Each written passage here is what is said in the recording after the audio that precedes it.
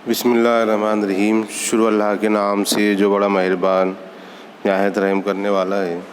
तलबा अज़ीज़, जमात 12वीं की उर्दू ऑनलाइन तदरीस में आप तमाम का इस्तकबाल है। उम्मीद है आप लोग खैर आफियत से होंगे।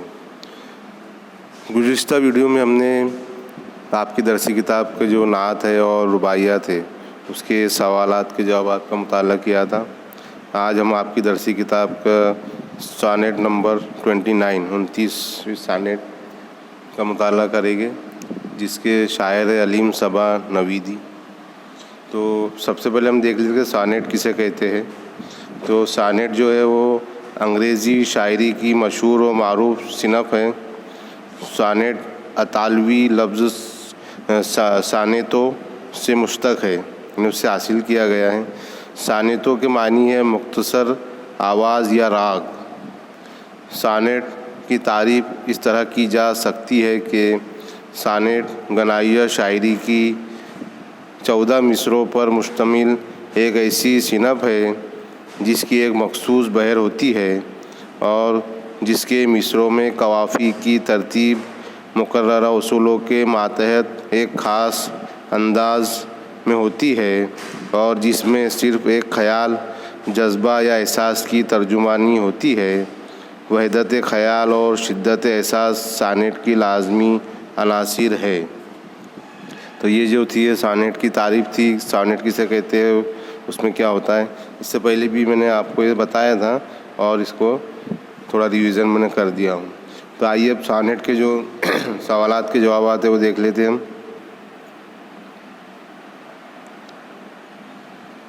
इसका पहला सवाल है कि नई मुलाकात को शायर ने किससे तशबीह दी है, क्यों। तो नई मुलाकात को शायर ने नए मौसम के शऊर से तशबीह दी है, क्योंकि जब नया मौसम आता है तो कई चीज़ों में तब्दीली आ जाती है और बदलती हुई कदरों का पता चलता है। इसके बाद है सवाल नंबर 2, नई मुलाकात का असर हमारी निगाहों में किस तरह उतर आया है। इसका जवाब है कि नई मुलाकात का असर कितने ही नादीदा मनाजिर की तजल्ली लेकर चुपचाप हमारी निगाहों में उतर आया है। नई मुलाकात का असर कितने ही नादीदा मनाजिर की तजल्ली लेकर चुपचाप हमारी निगाहों में उतर आया है। सवाल नंबर 3 है कि नई मुलाकात का असर हमारी ज़िंदगी में क्या असर लाता है, क्या तब्दीली लाता है। तो नई मुलाकात का असर हर शय पर जवानी लेकर आता है, मुर्दा चेहरों में नया रूप और नया रस लेकर आता है, दुनिया में जहनों में नया रंग और नया फ़न जगाता है, हर चीज़ निखर जाती है और तकदीर संवर जाती है। उसके बाद जो दूसरी जो सानेट है, पहली जो सानेट थी वो नई मुलाकात उसका टॉपिक था और दूसरी जो सानेट है वो है मैं अगर चाहूँ।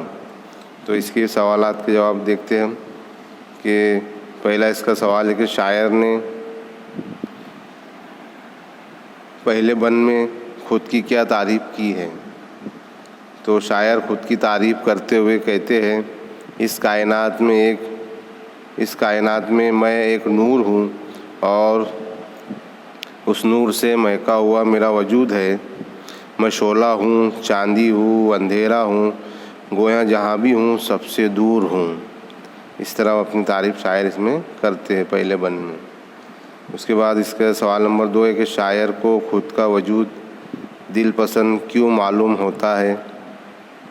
तो शायर कहते हैं कि मुझसे ज़्यादा मेरा अज़म सरबुलंद है, मेरी नज़र में धूप और बिजलियाँ है, मेरी ज़ुबान में शहद और मोतियाँ हैं, इसलिए मेरा वजूद दिल पसंद है। सवाल नंबर 3, शायर का अज़्म का क्या आलम है। तो इसका जवाब है कि शायर का अज़्म सरबुलंद है। इसके बाद सवाल नंबर 4, शायर का हौसला क्या क्या कर सकता है? तो इसका जवाब है कि शायर का हौसला इतना बुलंद है, वो कहता है कि अगर मैं चाहूँ तो आफताब की सांसें निचोड़ लूँ, धूप नोच लूँ, सात आसमान के हंसते हुए चांद तारों का सुकून छीन लूँ।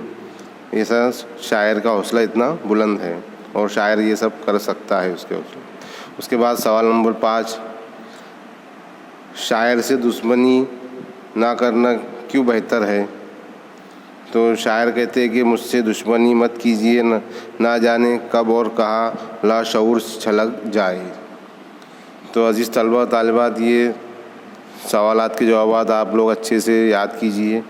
अगर आपने नोटबुक में दर्ज नहीं की होंगी तो इसको अपनी नोटबुक में लिखिए। ये आपको एग्ज़ाम के लिए बहुत ही मददगार साबित होंगे। अच्छे से वीडियो देखिए और अच्छे से एग्ज़ाम की तैयारी में लगे रहिए। इसके बाद के सवालात इंशाअल्लाह आइंदा वीडियो में देखेंगे। अल्लाह हाफ़िज़।